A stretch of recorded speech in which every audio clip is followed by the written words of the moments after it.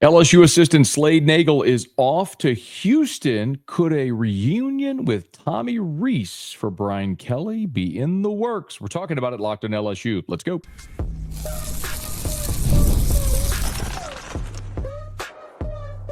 You are Locked On LSU, your daily podcast on the LSU Tigers.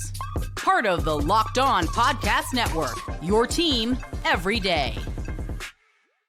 Okay, let's get it. It is Locked On LSU, your team every day. I'm your host, Matt Moscona. Thanks so much for making us your first listen. We are free, available wherever you get podcasts. Of course, on YouTube as well, so please subscribe. Today's episode is brought to you by FanDuel. You can start the season with a big return on FanDuel. New customers can place a $5 bet, and you'll get started with $150 in bonus bets if you win your first $5 bet. Visit FanDuel.com to get started. Unfortunate news for LSU. Big man Jalen Reed, torn ACL, done for the year. I'll give you a reaction to that in just a quick second. But on Wednesday, the giant news, of course, was National Signing Day. And LSU inked a consensus top 10 class. Jakeem Stewart picked Southern Cal, but LSU closed DJ Pickett, the number one cornerback in the country. They flipped five-star offensive lineman Solomon Thomas from Florida State. The rest of the class, by and large, stayed put, and LSU ends up with the number 8 class in the composite rankings, a consensus top 10 class. So a really, really solid day for Brian Kelly and his staff. A staff that is now one coach thinner. Matt Zenitz from 24/7 Sports reported that Slade Nagle is leaving LSU to join the University of Houston as their offensive coordinator. Now, this makes sense. Slade Nagle came to LSU from Tulane, where he was the offensive coordinator under Willie Fritz. Well, Willie Fritz left Tulane to become the head coach at Houston. Slade Nagle was the interim head coach at Tulane and then became the special teams coach and tight ends coach at LSU this season. Now, Slade Nagle rejoins Willie Fritz, where he'll be the offensive coordinator there for the Houston Cougars. Let me give you a little bit of background on Slade Nagle, because I know oftentimes the tight end coach is not exactly the most prominent coach on staff. So when LSU made this hire, I liked it a lot, and I'll run through why. So Slade Nagle was born in Baton Rouge. Not to give you the whole bio, but I'll go quickly. You'll understand why it matters. He was born in Baton Rouge, went to Barb in Lake Charles. Nagle's 45 years old. He played quarterback at Clemson for a year in 1998 and then finished his career at McNeese back in Lake Charles. So born in Baton Rouge, went to high school in Lake Charles, went to college in Lake Charles. His first job was a GA at Northwestern State in Natchitoches. He went to community college and then went back to Northwestern State from 06 to 09. Then in 09, he spent one season under Les Miles as the special teams coach. Then he went to Texas State, Central Arkansas. Then in 2012, back to McNeese State, and then to Tulane in 2016. And he stayed at Tulane from 2016 until 2023. And then this year with LSU, now off to Houston. The point is, when LSU hired Slade Nagle, there were two things that mattered most. Of course, he took the tight ends job because that was left open by Mike Denbrock. But it's also important to note, Slade Nagle has a long history as a special teams coach. He was a special teams coach at LSU back in 2009. He was special teams coach at McNeese from 2012 to 2015. And now again with LSU in 2024. So he had a long history of that. And of course, we'd all talked about LSU needing a dedicated special teams coach. Also, because of Slade Nagle's experience in Louisiana, Tulane, he could recruit New Orleans. Born in Baton Rouge, went to high school and college in Lake Charles, could recruit Southwest Louisiana, spent time at Northwestern State in Cenla. So he's a guy that had been all over the state of Louisiana, knows it well, knows the inroads, knows recruiting, knows the college scene. So for a guy with a strong presence in Louisiana, who is known as a good recruiter, smart offensive guy, had been an offensive coordinator, play caller, and of course, with a proficiency in special teams, which LSU desperately needed before this season, Slade Nagle was a really good hire. It's also a guy that has head coaching ambitions that everyone knows. And so clearly coming to LSU was an opportunity to get back at the Power 5 level. But now going to Houston, which of course is in the Big 12, in the Power 5, Power 4.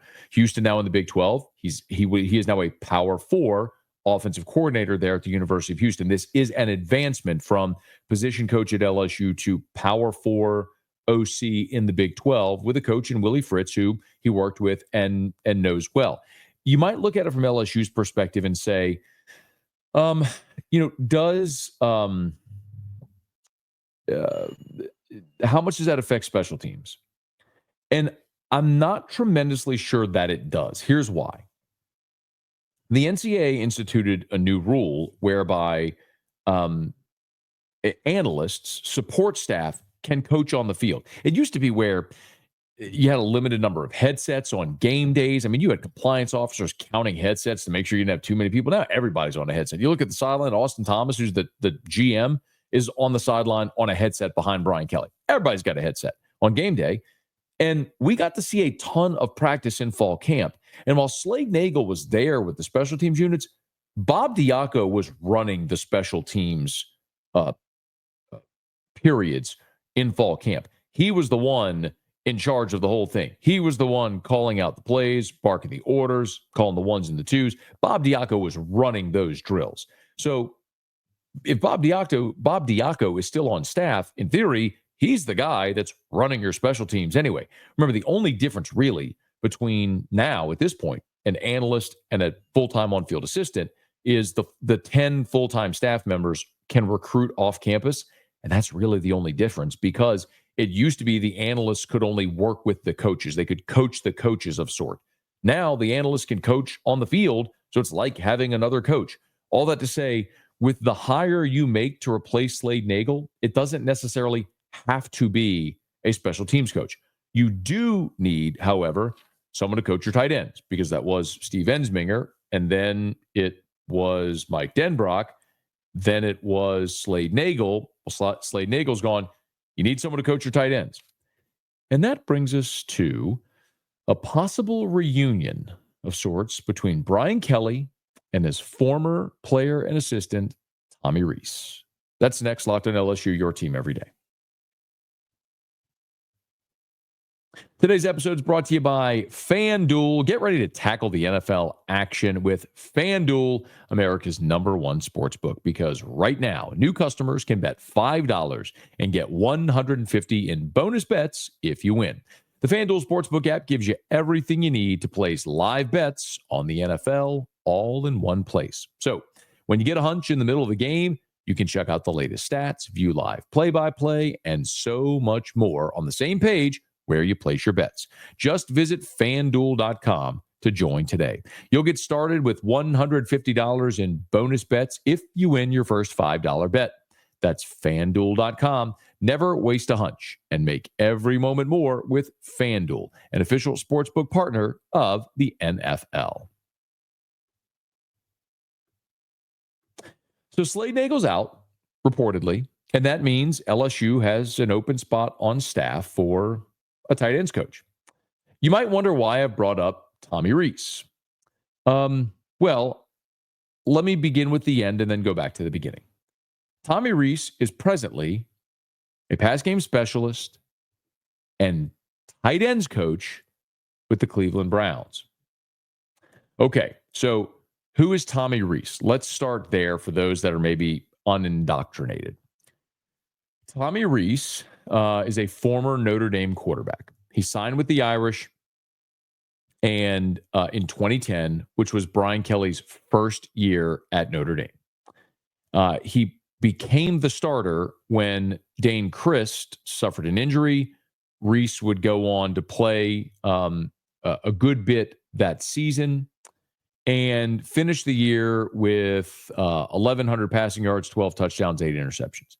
Subsequently, Tommy Rees became the starting quarterback for Notre Dame for the next 3 seasons, including the 2012 season. The 2012 season, of course, is when Notre Dame played against Alabama in the national championship game.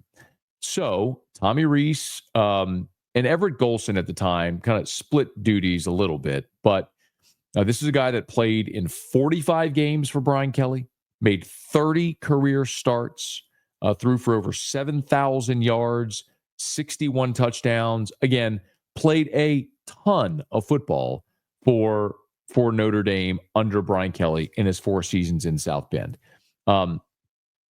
When his playing career at Notre Dame ended, he spent 1 year on the practice squad with the Washington Redskins and then got into his coaching career.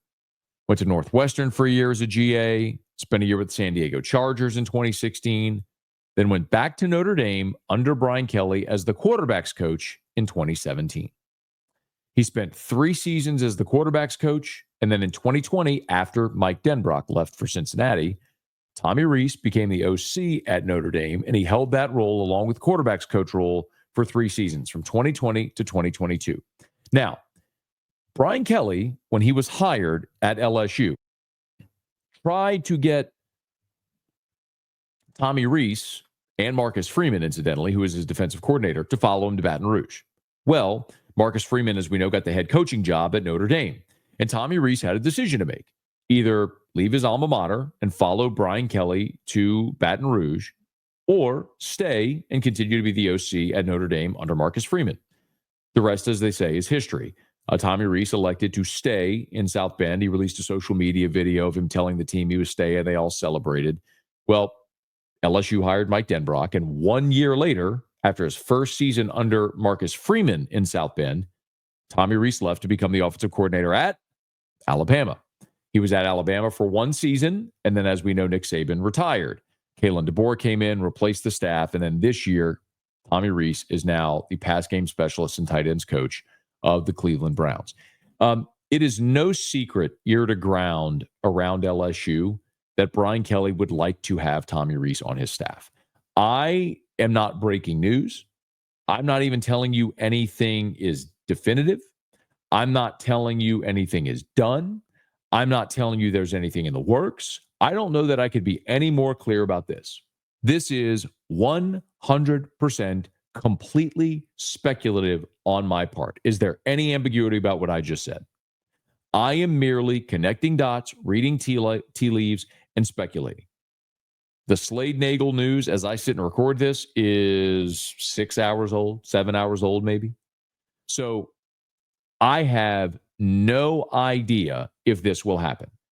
Sometimes, however, the obvious candidate for a job is the obvious candidate for a reason.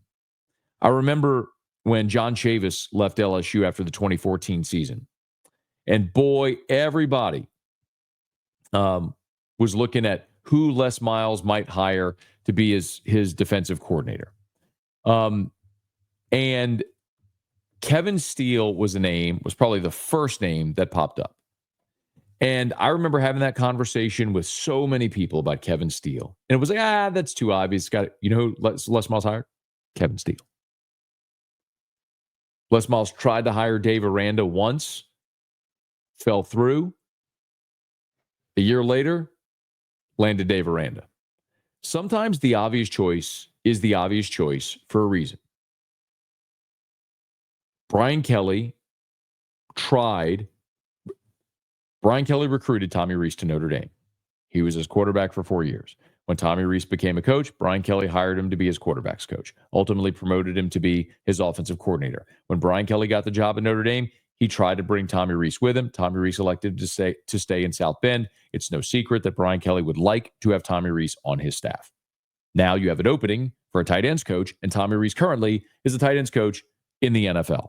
I can also extrapolate further and talk about Joe Sloan. Now, I want to again reiterate, I do not know what's going to happen with Joe Sloan. I know what everybody thinks and says. This was a season where the offensive running game really struggled. You threw it well, but you failed to have balance, and Brian Kelly was displeased with it, such that by the time they got to the Florida game and for the final month of the season, Brian Kelly had a play sheet in his hand and was inserting himself into game planning and play calling and execution throughout the course of games. If Brian Kelly was thrilled with the job that Joe Sloan was doing, he wouldn't have been trying to insert himself into play calling. Because he did, it's very obvious. He felt like there needed to be changes. So Brian Kelly decided to involve himself in that part of the game and make changes. It's also worth noting that Joe Sloan, and that's not the sole reason he got the job as the offensive coordinator, because he had been an offensive coordinator at Louisiana Tech, but I think he just called plays one of those seasons. It's also pretty obvious that Joe Sloan's was the connector piece to Bryce Underwood. Bryce Underwood and Joe Sloan had a great relationship, a great photo of them on the field before the Alabama game when Bryce Underwood was visiting LSU. Well, now that Bryce Underwood's at Michigan, is it really that? Does Joe Sloan have tremendous job security? Now that you don't have to worry about keeping Joe Sloan as your offensive coordinator because of Bryce Underwood. I'm not saying that's the reason Sloan got the job or would stay in the job, but it's certainly a factor, and it's foolish to ignore. Oh, by the way, Michigan also fired their offensive coordinator this week. I have no connections whatsoever to the University of Michigan, but wouldn't it make sense if Sharon Moore tried to get Joe Sloan on staff to help modernize his offense and to bring in an offense that Bryce Underwood was excited to play in? I don't know, but this is all speculation, but it's pretty easy how you can connect the dots and see sometimes how things like this shape up and play out. So Brian Kelly's just putting the finishing touches on an amazing signing class. Yes, disappointing to lose Bryce Underwood and Cade Phillips and to watch Jakeem Stewart go to USC, but a consensus top 10 class, number 8 class in the composite, a great class. This is where the focus has been. Next is player retention and certainly addressing any staff changes. Slade Nagle is headed to Houston. You need a tight ends coach. Tommy Rees, if he wants to get back in the college game, would most certainly be available should LSU want to bring him here. That's one worth keeping an eye on. Again, file that away. As we start to get legitimate coaching candidates and names that I can share with you, I'll pass it along. But again, for now, that's completely speculative, but based in a lot of circumstantial evidence that makes sense for a possible reunion with Brian Kelly and Tommy Rees. Some disappointing news came along for the LSU basketball team on Wednesday as well. We'll discuss next. Locked on LSU, your team every day.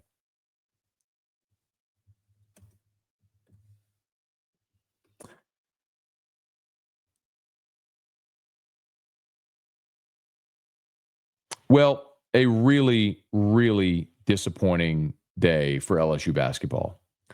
And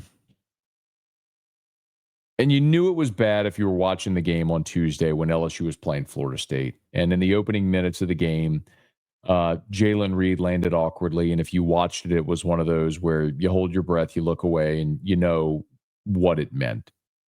Well, now we know for certain.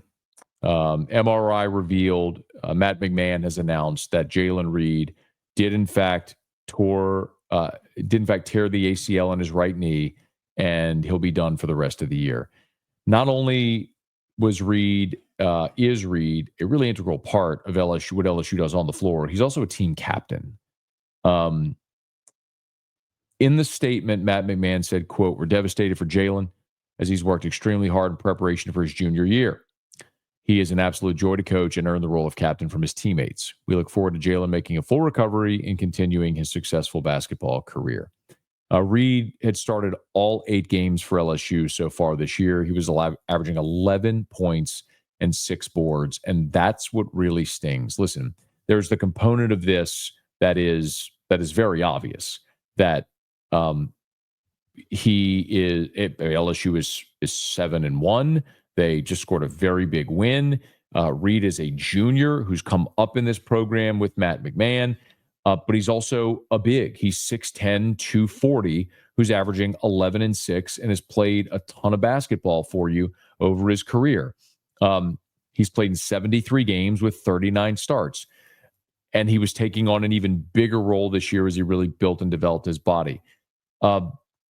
This is a really, really tough blow. There's no other way around it, because you saw it a bit as well when you look at the front court when Damian Collins hurt his shoulder. It forced Corey Chest to take on more minutes. Well, the good news is Collins was back, at least in a limited role against Florida State whenever Reed went down. My guess is they probably wouldn't have, I don't know this definitively, my guess is they wouldn't have played Collins had Reed not gotten injured, but you needed size. So a 6'10", 240-pound junior who's averaging 11 and 6 for you no longer being there is a big blow.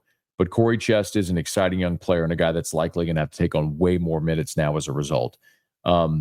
Remember, Tyrell Ward left the team before the season started, and now you have the injury to Jalen Reed. So it's going to make your team younger. It's going to make you less experienced, but some young guys will have to grow up. And you got a handful of games now before you start conference play, and this handful of games are all winnable. If anything, that's a silver lining. It's the timing. It's that this happened now, still with 5 games to go before you get into conference play, instead of in the middle of conference play when Reed had even further established himself as such a key part of what you're doing. So for LSU now, they'll have to move forward. I mean, I guess if you want to look at it one way, they beat Florida State by double digits without Jalen Reed. Cam Carter, your front court has been, your back court has been amazing so far this year. And Cam Carter, Jai Bailey, Sears have all been fantastic for you so far. And watching a young guy like Victorious Miller come on, I've told you he is so clearly an NBA player. You can see it, a 6'5" guard who can get his own shot, create his own shot in the lane, who can step back and shoot the three from anywhere. He's a willing defender. He has got length. I mean, he is an NBA player every single day. So this team has talent, and they've got veteran players, and they've got depth, and they can overcome this. The real challenge is the league. The SEC just continues to absolutely dominate the SEC ACC challenge. And it's why, I'll repeat again, for the league, it is so critical that they for LSU, it's so critical they keep stockpiling wins here with 5 to go before you open conference play, because you may be better than you were a year ago, but in a really talented SEC, you may finish 500. And if you can get to 12 wins or so before conference play starts, you go at or just above, game within 500, you're a 20-win team, and that should be enough with a high enough net ranking to get you in the tournament, because that's got to be the way LSU looks at this. But look, I mean, Duke beat Auburn there at Cameron on Wednesday, but Alabama beat North Carolina by 15. Florida beat Virginia by 18. And Mississippi State blew the doors off of number 18 Pitt, beat them by 33, 90-57. I mean, this SEC right now is a terror. Losing Jalen Reed is a big loss for LSU, make no mistake. But they got time to see if they can develop to overcome it a little bit. We'll follow it along here as we go on Locked On LSU. Hey, thanks so much for making us your first listen every day. Now for your second listen, go check out Locked On SEC with our guy Chris Gordy, LSU Tiger, available on YouTube and wherever you listen to podcasts. Hey, if you are listening on podcasts, please subscribe on your favorite podcast app, rate us, leave a review. If you're on YouTube, please smash that like button, subscribe to the channel, hit the bell so you're notified whenever we post a new video, and let a friend know if they love the Tigers. We got you every single day for Locked On LSU, your team every day.